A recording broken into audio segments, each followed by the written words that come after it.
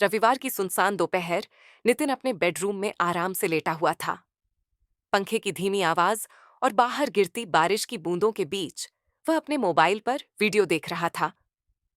तभी टिंग डिंग डिंग। पूजा का फोन, जो साइड टेबल पर पड़ा था, लगातार कांप रहा था। नितिन ने पहले तो नजरअंदाज किया, लेकिन जब मैसेज का सिलसिला बढ़ने लगा तो उसने उठाकर देखा। कल तुमसे मिलकर बहुत अच्छा लगा, कब मिलोगी फिर? तुम्हारा इंतजार रहेगा। नितिन का दिल धड़कना बंद हो गया। ये किसका मैसेज है और पूजा के फोन पर क्यों? उसने जल्दी से फोन अनलॉक किया। पासकोड वो जानता था और देखा तो सिद्धार्थ नाम के किसी शख्स के कई मैसेज थे। हर चैट में मुलाकातों, कैफे डेट्स और गोपनीय बातों का जिक्र था। नितिन के हाथ कांपने लगे। क्या पूजा मेरे साथ? उसका दिमाग सवालों से भर गया। तभी दरवाजा खुला और पूजा हाथ में सब्जियों के थैले के साथ अंदर आई। सॉरी, फोन यहीं भूल गई थी, उसने हंसते हुए कहा। नितिन ने जल्दी से फोन वापस रख दिया, लेकिन उसका चेहरा पढ़कर पूजा ने पूछा, तुम ठीक तो हो? चेहरा इतना पीला क्यों है? का कुछ नहीं, बस थोड़ा सिर दर्द है, नितिन ने झूठ बोला। लेकिन अंदर ही अंदर वह टूट चुका था। रात भर वह करवटें बदलता रहा। कौन है ये सिद्धार्थ? कब से चल रहा है ये सब? और मैं अनजान बना घूम रहा था। अगले दिन ऑफिस में भी उसका ध्यान कहीं नहीं था। आखिरकार उसने फैसला किया, वह सच जानकर रहेगा। शाम को उसने पूजा को फोन किया। आज ऑफिस में काम ज्यादा है, देर से आऊंगा। पूजा की आवाज में कोई बदलाव नहीं था। ठीक है, पर जल्दी आना, आर्यन तुम्हारा इंतजार करता है। फोन काटते ही नितिन का गुस्सा फूट पड़ा। इतनी आसानी से झूठ बोल रही है, जैसे कुछ हुआ ही नहीं। वह सीधे अपने दोस्त अभिषेक के घर पहुंचा। अभिषेक को सब बताते ही वह चौंका। पर भाई, पूजा ऐसा कैसे कर सकती है? शायद कोई गलतफहमी है। अभिषेक और नितिन बचपन के दोस्त थे। नितिन को उससे बेहतर सलाह देने वाला कोई और नहीं था। अभिषेक से मिलते ही नितिन ने सारी बात उसे बता दी। अभिषेक सुनते ही बोला, देख भाई, जल्दबाजी मत कर। एक मैसेज से इतनी जल्दी किसी नतीजे पर मत पहुंच। हो सकता है यह कोई गलतफहमी हो। नितिन ने बेचैन होकर कहा, लेकिन अभिषेक, मैंने खुद उसके फोन में मैसेज देखे हैं। वह सिद्धार्थ नाम का आदमी पूजा से लगातार मिलने की बात कर रहा था। अभिषेक ने शांत स्वर में कहा, देखो नितिन, गुस्से से कोई हल नहीं निकलेगा। पहले यह पता करो कि सिद्धार्थ आखिर कौन है। उसके बाद ही किसी नतीजे पर पहुंचो। अभिषेक की सलाह मानते हुए नितिन अगले दिन पूजा का पीछा करने लगा। उसे यकीन था कि अगर पूजा का किसी और के साथ रिश्ता है तो वह जरूर उससे मिलेगी। अगले 2 दिन तक नितिन ने पूजा की हर गतिविधि पर नजर रखी, लेकिन कुछ संदिग्ध नहीं मिला। नितिन को लगने लगा कि शायद वह गलत सोच रहा था। लेकिन तीसरे दिन अचानक स्थिति बदल गई।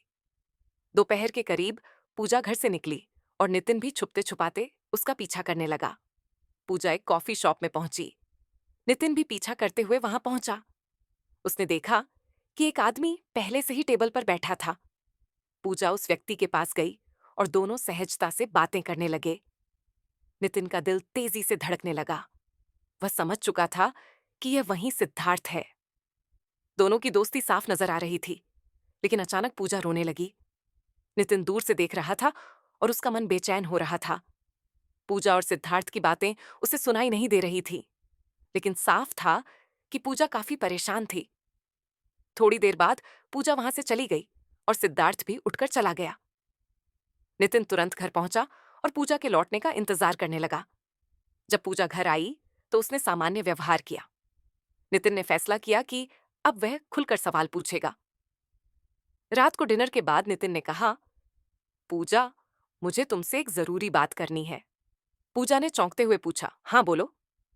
नितिन ने सीधे पूछा, तुम्हारी सिद्धार्थ से क्या दोस्ती है? पूजा एकदम घबरा गई। उसने हड़बड़ाकर कहा, कौन सिद्धार्थ? जिसके साथ आज तुम कॉफी शॉप में मिली थी? नितिन ने गुस्से में कहा। पूजा ने कुछ देर चुप रहने के बाद कहा, नितिन, मैं तुम्हें सब बताना चाहती थी, लेकिन सही वक्त का इंतजार कर रही थी। सिद्धार्थ मेरा कॉलेज का दोस्त है। वो हाल ही में शहर आया, लेकिन तुमने ये बात मुझसे छुपाई क्यों? नितिन का गुस्सा साफ नजर आ रहा था। पूजा की आंखों में आंसू आ गए। क्योंकि मुझे डर था कि तुम गलत समझोगे। हम सिर्फ अच्छे दोस्त हैं, उससे ज्यादा कुछ नहीं, नितिन ने नाराजगी से कहा। अगर सिर्फ दोस्त हो तो मैसेज में मिलने की बातें क्यों छुपाई? पूजा ने कहा, वो कुछ परेशानी में है। बस मैं उसकी मदद कर रही हूं, लेकिन मैं तुम्हें सच नहीं बता सकती थी क्योंकि मुझे डर था कि कहीं यह बात तुम गलत समझो। नितिन के मन में असमंजस था। उसे पूजा की बात पर पूरी तरह विश्वास नहीं हो पा रहा था। उसने शांत होकर कहा, अगर तुम सच कह रही हो तो मुझे उससे मिलवाओ। मैं खुद देखना चाहता हूं कि वह क्या है। पूजा ने एक पल की हिचकिचाहट के बाद कहा, ठीक है, मैं तुम्हें उससे मिलवाऊंगी, फिर तुम खुद फैसला कर लेना। नितिन सहमत हो गया, लेकिन मन के अंदर गहराई तक उसका शक अभी भी बना हुआ था। आने वाले दिनों में क्या होने वाला था, ये शायद अभी कोई नहीं जानता था। नितिन ने पूजा को मौका दिया और इंतजार किया कि वह उससे सिद्धार्थ से मिलवाए। अगले दिन पूजा ने सिद्धार्थ को घर बुला लिया। सिद्धार्थ घर आया और बड़े ही सम्मान से नितिन मिला। सिद्धार्थ बेहद शांत और विनम्र व्यक्ति था। नितिन ने सीधे पूछा, सिद्धार्थ, क्या तुम्हें नहीं लगता कि किसी शादीशुदा महिला से अकेले में मिलना ठीक नहीं है? सिद्धार्थ ने झिझकते हुए कहा, सर, मेरी और पूजा की दोस्ती कॉलेज टाइम से है। मैं उसकी बेहद इज्जत करता हूं। हम बस अच्छे दोस्त हैं और कुछ नहीं है। ये मैसेज देखकर नितिन घबरा गया। उसे लगा कि इस मामले में अभी और भी रहस्य छिपे हुए हैं। उसने उसी नंबर पर कॉल किया, लेकिन फोन बंद आ रहा था।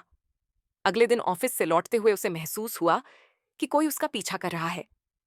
शाम को फिर वही अनजान नंबर से मैसेज आया, तुम्हारी जिंदगी खतरे में है। पूजा और सिद्धार्थ की कहानी अब भी अधूरी है।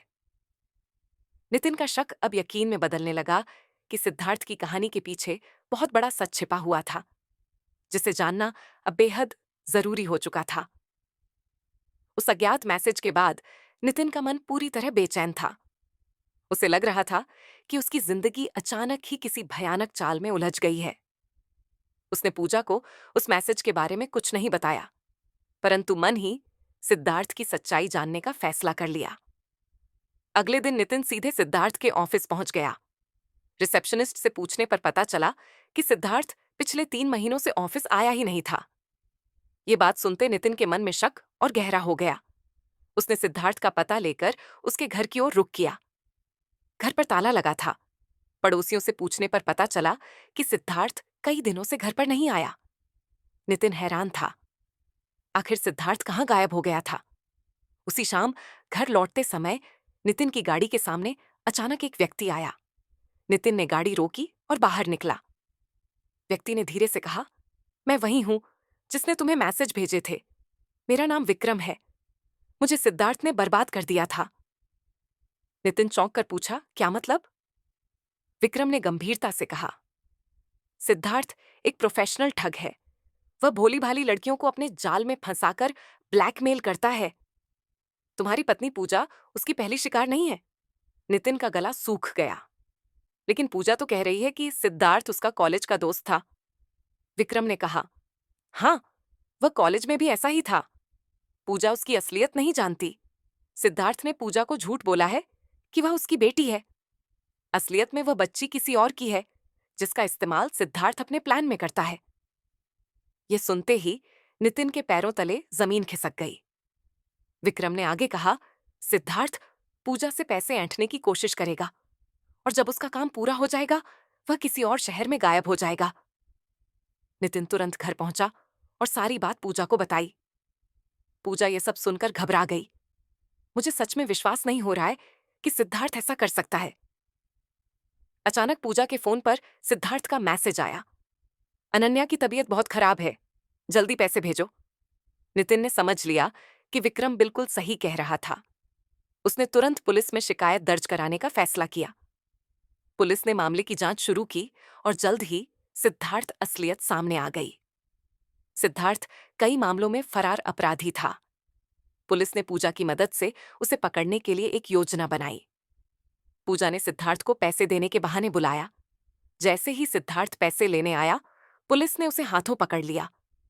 लेकिन गिरफ्तारी के दौरान सिद्धार्थ ने नितिन पर हमला करने की कोशिश की, जिसमें नितिन गंभीर रूप से घायल हो गया। मामला बेहद गंभीर हो चुका था। पुलिस ने सिद्धार्थ को हिरासत में ले लिया, लेकिन नितिन की हालत नाजुक थी। पूजा अस्पताल में नितिन के ठीक होने की दुआएं कर रही थी। नितिन जिंदगी और मौत के बीच जूझ रहा था। इस घटना ने परिवार को पूरी तरह तोड़कर रख दिया था। क्या नितिन बच पाएगा?